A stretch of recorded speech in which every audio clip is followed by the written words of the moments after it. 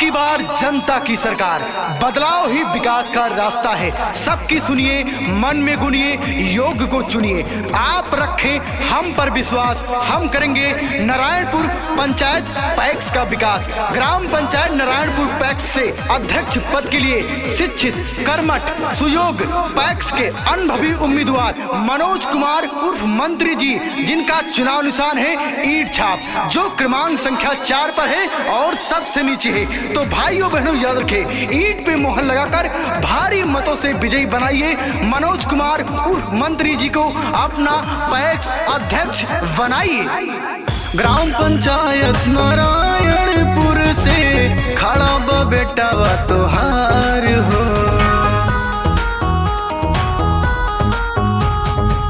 होई विकास नारायणपुर में पूरे, वादा बा सबसे हमार हो।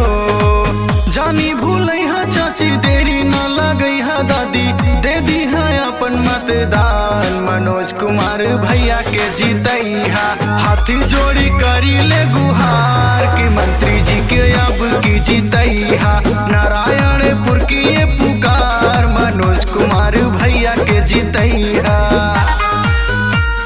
भाइयों बहनों याद रखिए, इस बार सिर्फ और सिर्फ अपना मोहर ईंट छाप पे लगाना है। क्रम संख्या 4 नहीं भुलाना है।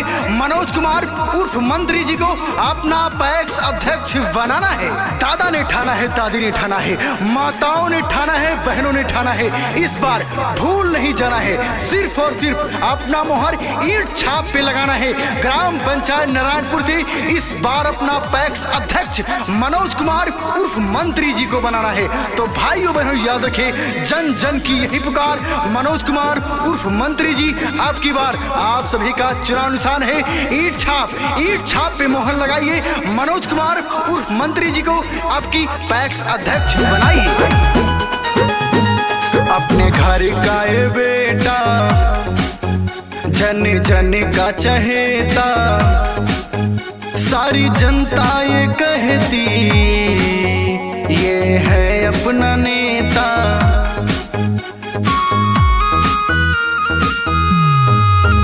अपने घर का ये बेटा, जन जन का चहेता, सारी जनता ये कहती ये है अपना नेता। भूलिया ना काका काकी, गौवा के बड़की काकी, दे दी है अपन दुलार मनोज कुमार भैया के जीतई हा। हाथी जोड़ी करी ले गुहार के मंत्री जी के अब की जीतई हा। नारायणपुर की ये पुकार मनोज कुमार भैया के जीतई हा।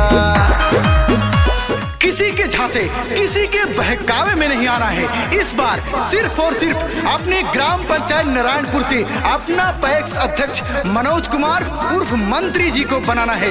जन जन ने ठाना है, इस बार मनोज कुमार उर्फ मंत्री जी को जिताना है।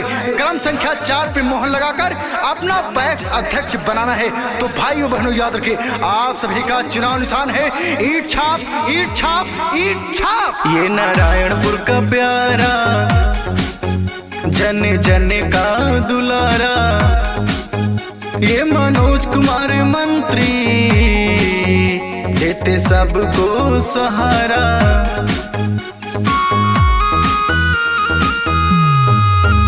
ये नारायणपुर का प्यारा, जन जन का दुलारा, ये मनोज कुमार मंत्री, देते सबको सहारा। सबकी सुनिए, मन में गुनिए, योग चुनिए इस बार मनोज कुमार भैया के जीतई हा। हाथी जोड़ी करी ले